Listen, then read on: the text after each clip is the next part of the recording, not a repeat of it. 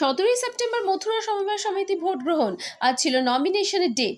এই সমিতিতে 40 জন মেম্বার, আর সেখানটায় তৃণমূল থেকে 40 জন নমিনেশন করে। এখনো পর্যন্ত বিরোধীরা কোনো নমিনেশন করতে পারেনি। শেষমেশ 17ই সেপ্টেম্বর তৃণমূল সব আসনে জয়ী হবে বলে আশাবাদী মথুরা অঞ্চলের তৃণমূল সভাপতি তথা সমবায় সমিতির কর্ণধার বরুণ গিরি। তিনি জানান, আমরা মানুষের পাশে সব সময় থাকি। গ্রাহকরা আমাদের সদস্যদের বিপুল পরিমাণে জয়ী করবে। এই মথুরা সবাই সমিতি বিদ্যাসাগর ব্যাংকের আন্ডারে অন্তর্ভুক্ত। বিদ্যাসাগর ব্যাংকের ডিরেক্টর দীনেশ প্রধান জানান, আমাদের আন্ডারে বেশিরভাগ সমবায় সমিতি তৃণমূল দখলে। সেই কারণে 17 তারিখ মথুরা সমবায় সমিতি তৃণমূলকে দখল করবে, সেটা না বললেই নয়। মথুরা থেকে আমাদের সাংবাদিক অংশুমানের সাথে খবর পাঠিয়ে আমি রুবি।